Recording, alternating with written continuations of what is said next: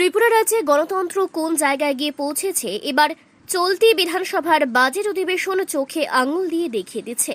অনেকে মনে করতে পারে বর্তমান শাসকের দিকে আঙুল তুলছে ত্রিপুরা নিউজ বাংলা। তবে আমরা বুক চিটিয়ে দাবি করতে পারি চলতি বিধানসভা অধিবেশনে যা যা হয়েছে তা রাজ্যের বিভিন্ন সংবাদ মাধ্যমে উপস্থিত প্রতিনিধিরা চাক্ষুষ করে চলেছেন। কতটুকু প্রচারিত হবে সন্দেহের বিষয়, তবে চাক্ষুষ করে চলেছেন কিভাবে বিধানসভার অভ্যন্তরে গণতন্ত্রের টুটি চেপে ধরা হচ্ছে। এরই মধ্যে নজিরবিহীনভাবে বাজেট অধিবেশনের বাকি দিনগুলো বয়কট করার সিদ্ধান্ত নিয়েছে রাজ্যের বিরোধী দল সিপিআইএম। গণতান্ত্রিক পন্থা পদ্ধতিতে অধিবেশন চলাকালীন সময়ে ওয়াকআউটের প্রচলন রয়েছে, কিন্তু এভাবে গোটা অধিবেশন বয়কট করা আর যাই হোক সরকারের লজ্জা। এই ঘটনার মধ্য দিয়ে প্রমাণিত হয়েছে সরকার অধ্যক্ষের নেতৃত্বে বিধানসভা অধিবেশন পরিচালনা করতে সম্পূর্ণ ব্যর্থতার দৃষ্টান্ত তৈরি করেছে। বয়কট করার সিদ্ধান্তের পরিপ্রেক্ষিতে রাজ্যের বিরোধী দলনেতা জিতেন্দ্র চৌধুরী দাবি করেছেন, যে বিধানসভায় কথা বলা যায় না, যেই বিধানসভায় অধ্যক্ষ নিরপেক্ষ দৃষ্টিভঙ্গি রাখতে পারে না, যে বিধানসভায় বিরোধী দলনেতাকে কথা বলার সুযোগ করতে দেওয়া হয় না, সেই বিধানসভায় যোগ দেওয়া মানে সময়ের অপচয় করা।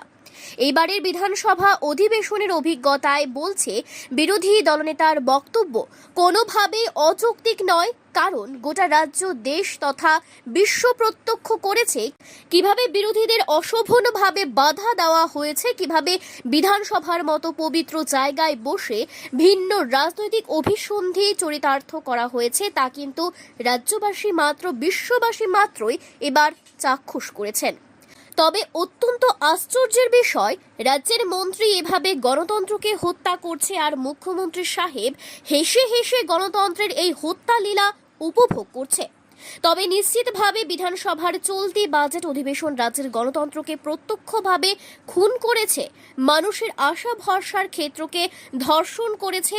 এই খুন এবং ধর্ষণের ঘটনায় আলোড়িত হোক রাজ্যবাসীর বিবেক, জাগ্রত হোক এই প্রত্যাশা আজকের এই প্রতিবেদনের।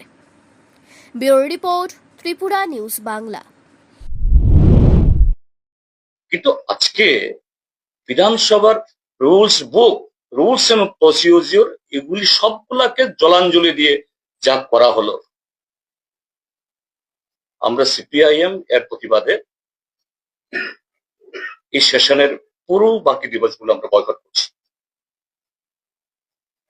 তিনি একটার পক্ষে, মানে একটা দলের পক্ষ হয়ে, শাসক দলের পক্ষ হয়ে আমাদের সমস্ত অধিকার, এটা শুধু বিরোধী দল অধিকার বললে ভুল হবে, ত্রিপুরাজ্যের জনগণের কণ্ঠস্বরকে স্তব্ধ করে দেওয়ার যে লাগাতার নগ্ন প্রয়াস এটা হয়ে চলছে।